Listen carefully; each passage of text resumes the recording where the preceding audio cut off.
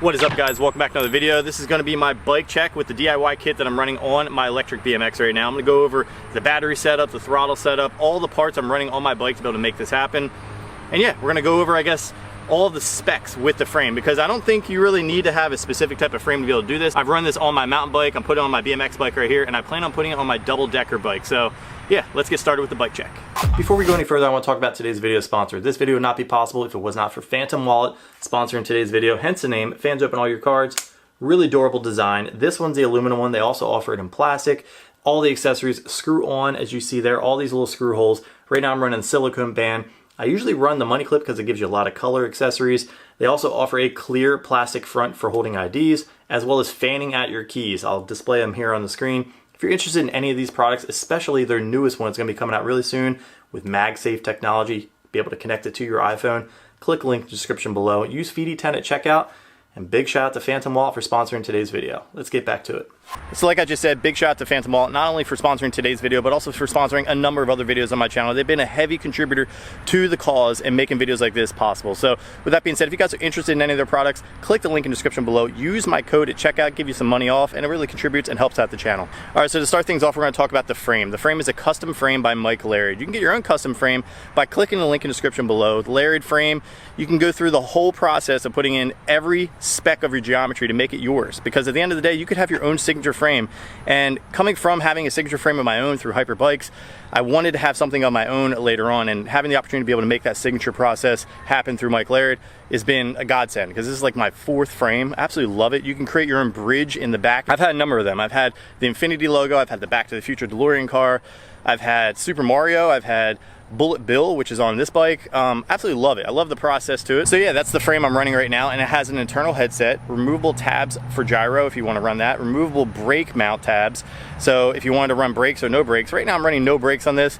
I do need to get a set of brakes. I've been talking about that for the past 3 videos, and I definitely need to do it because this bike needs some type of braking system. Maybe even like disc brakes. Disc brakes might be in the near future for this bad boy. Now, not having a gyro hasn't really inhibited this bike from being able to do like bar spins and tail whips. Let me insert some clips right here of a couple of bar spin and tail whip variations.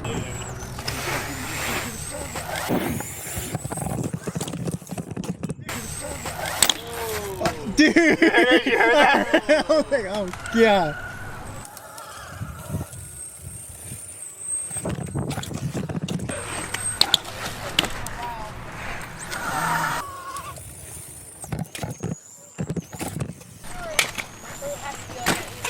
Nice.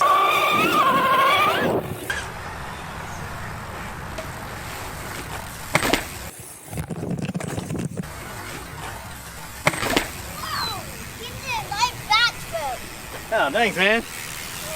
So the forks I'm running are Snafu Magical forks. The wheel set that I'm running on the front is a Skylark rim with a Profile SS Mini front hub. The tire setup is actually a prototype Alienation Prowler tire. Now this is before they added the micro knurling on the tire. So these are really, really smooth. These are really fat too. I think these are like the 2.4 version. So I ran the 2.4 version on the front. It makes it really good for foot jams and a bunch of different front end tricks. Now moving on up, I have a Profile Mark Mulville stem. This is a top load stem.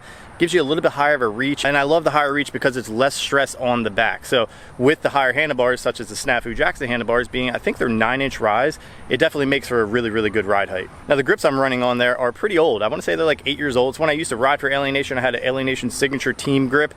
These things are basically a mix between the ODI long neck, and there used to be like a, maybe it's like the ODI Ruffian. I had 2 different grips I absolutely loved at the time, so I tried to mix the 2 in one, and it still feels really good to this day. Now the saddle is just a Snafu logo seat and the Alienation midget stick seat post. So I've had both these for about 4 or 5 years, and they match perfect with this setup. So moving on to the back of the bike, I'm running an Alienation Skylark rim in the back, a Profile Z Coaster right-hand drive, as well as an Alienation 138 tire. Now I do run Tubolito tubes on front and back for rotational weight and just overall weight, because the motor does add weight to the bike. Now for grinding, I am running these little micro pegs. I want to say they were like made by a company called Superstar.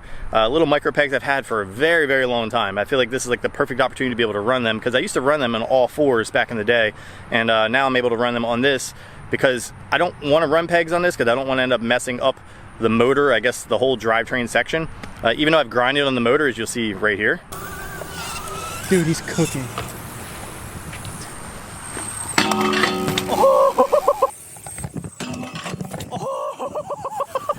Now I did that grind on the motor because I felt like it needed to have that extra bit of a test, because I've done that on the mountain bike, I've run it into logs, I wanted to give it that extra impact test. So it being that it's carbon fiber, it slid very well on that rail, and I was really surprised I was able to live and ride away from that. All right, now talking about the Paradox motor. The overall power output of this is 1500 watts to 2000 watts. The top speed is 40 miles per hour. The range on this isn't determined between mileage, it's actually determined between hours. So with pedal assist, you're getting about 5 hours of range out of this bad boy. So this kit actually includes a bottom bracket, a mounting kit, a crankset, handlebar controls, power wiring, battery charger, and a backpack if you end up getting the long range version. The version I have on this bike right now is a standard range because I didn't want to run a backpack while I'm riding it, so I have the battery in the frame tucked in there nice and tight. So the standard range still goes about 40 miles per hour, but also doesn't get the 5 hours. So I get about 2.5 hours of riding time. So the standard range battery pack I have on the bike is 700 watts. The range on that is about 30 to 60 miles depending on your pedal assist options. Now there are cheaper options out there to do conversion kits on your eBMX. So if you wanted to do like an electric bike conversion kit with just the hub drive, there are different Amazon listings you can find. I'll link in the description below if you guys are interested in that type of stuff. Click the link in the description below. You'll see like the wheel setups with the throttle setups, the whole kit and caboodle that you would want. There are like Bafang motor setups I've seen out there where people have attached those on their bikes. This one in my opinion has been the best so far. I have ridden the Bafang setup on other mountain bikes, and this is just a little bit more torquey. I think you have a little bit more room to customize and make this setup your own comparison to a Bafang setup. So this eBMX is going to be one of my main features for my new Will It Ride series. I've done a Will It Ride series on my channel with like pool noodle tires and tennis ball tires, all different types of configurations, and a lot of people get a lot of enjoyment out of those videos. So I'm going to be reintroducing those Will It Ride videos with the eBMX, and you do not want to miss it. One of those videos is going to be coming out this week, and we're going to be attacking that today. So with that being said, if you guys have any other suggestions for future videos, put them in the comments below. If you guys want to support the channel, click the link in the description below. Buy one of those Phantom wallets. I really do appreciate all of you out there. With that being said, if you guys like this video, drop a like if you love it. Hit that subscribe button, and I'll catch you in the next one.